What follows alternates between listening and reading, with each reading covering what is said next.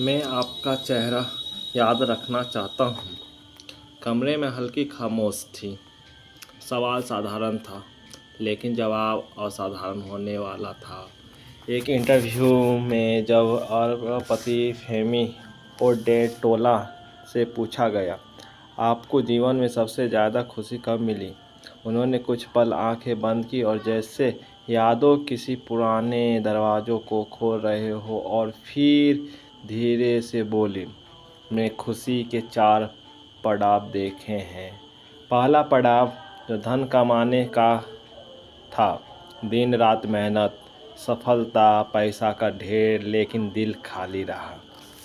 दूसरा पड़ाव महंगे चीज़ का था और गाड़ी, बंगले, शौक, पर हर कहीं चीज़ दिनों वाली कुछ दिन बाद पुरानी लगने लगी। तीसरा पड़ाव शक्ति और उपलब्धि का था। पूरा बिजनेस मेरे नियंत्रण में था। अफ्रीका में डीजल में सप्लाई करता था मेरे पास, फिर भी भीतर एक अजीब सा सनसनाहट था। फिर एक दिन जिंदगी ने करवट ली और एक दोस्त ने कहा, कुछ विकलांग बच्चों के लिए व्हीलचेयर दिलवा दो। उन्होंने तुरंत 2000 व्हीलचेयर खरीद ली, लेकिन दोस्तों ने कहा, चलो खुद चलकर बच्चों को दो देते हैं। वे दिन शायद उनकी ज़िंदगी का सबसे ख़ास दिन बन गया।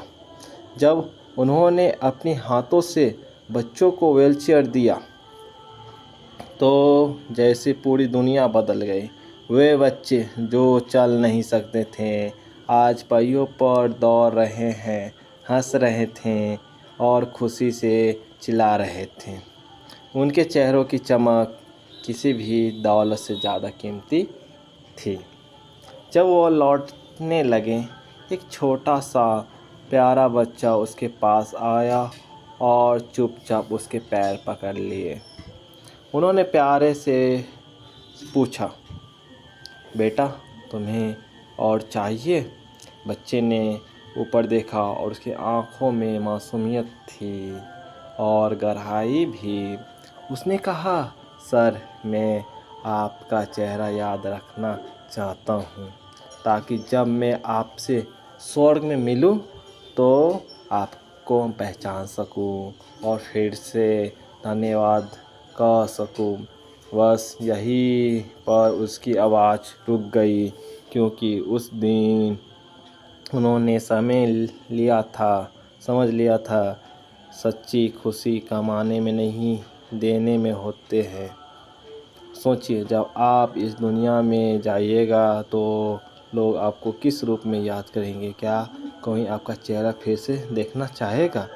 ऐसे ही दिल छूने वाली कहानी को सुनने के लिए हमसे जुड़े। जय